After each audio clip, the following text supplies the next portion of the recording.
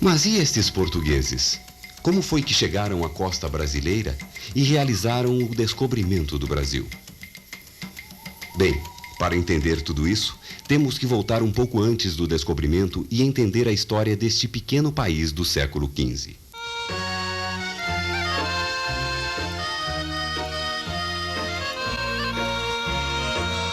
Portugal, à beira do oceano, era uma colônia de artesãos e pescadores. Daí sua devoção ao mar.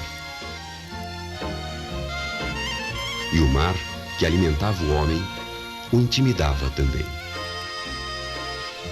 A navegação era costeira.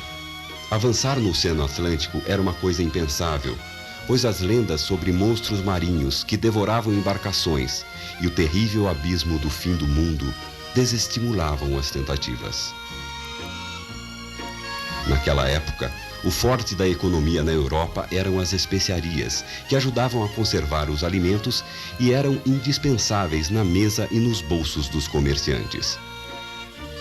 Mas ao mesmo tempo em que expandia seu comércio, Portugal também se armava. Durante um século desenvolveu sua marinha mercante e militar. E para facilitar a navegação, adaptou o astrolábio na leitura das estrelas, substituiu os portulanos pelas cartas de marear e adotou os roteiros de viagens que mapeavam o litoral, o clima e as correntes marítimas. De todas as invenções portuguesas, a que mais ajudou os navegadores foi a caravela.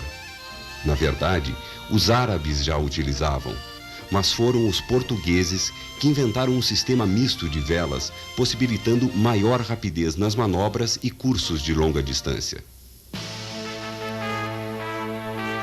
Em 1453, os turcos otomanos entraram em Constantinopla e bloquearam a passagem terrestre para o Oriente.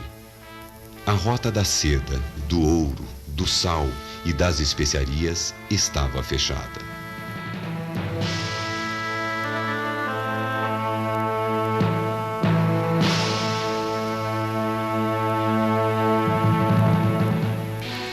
Era o fim do Império Bizantino e o começo dos novos descobrimentos. Pois de agora em diante, restava aos países europeus apenas uma direção: o caminho do mar. E seria preciso enfrentá-lo. Durante o século XV, Portugal foi colonizando a costa ocidental da África e as ilhas da Madeira, Açores e Cabo Verde. Graças ao infante Dom Henrique, Portugal aos poucos descia o Atlântico e explorava o litoral africano. Até que em 1498, Vasco da Gama seguiu pelo caminho de Bartolomeu Dias, que havia conseguido ultrapassar o Cabo da Boa Esperança no sul da África e assim alcançou Calicut, nas Índias. Estava realizada a mais longa viagem marítima até então empreendida. E, finalmente, havia sido descoberto um novo caminho para as Índias.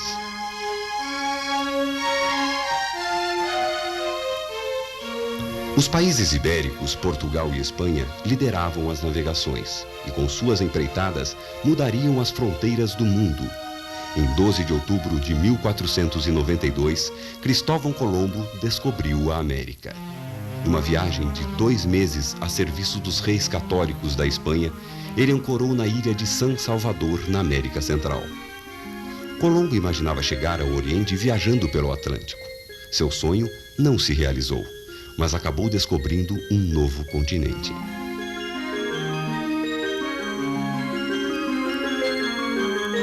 Portugueses na Ásia e na África, espanhóis na América. O mundo se alargava. Preocupados com as novas conquistas, Portugal e Espanha assinaram o Tratado de Tordesilhas em junho de 1494. Numa hábil negociação de Dom João II, rei de Portugal, a terra foi dividida ao meio, de um polo a outro. Um meridiano traçado a 370 léguas a oeste das ilhas de Cabo Verde definia as novas posses. Terras e ilhas já conquistadas ou a serem conquistadas à esquerda dessa linha imaginária pertenceriam à Espanha. À direita dela, ou seja, a leste desse meridiano, seriam de Portugal, inclusive a Índia.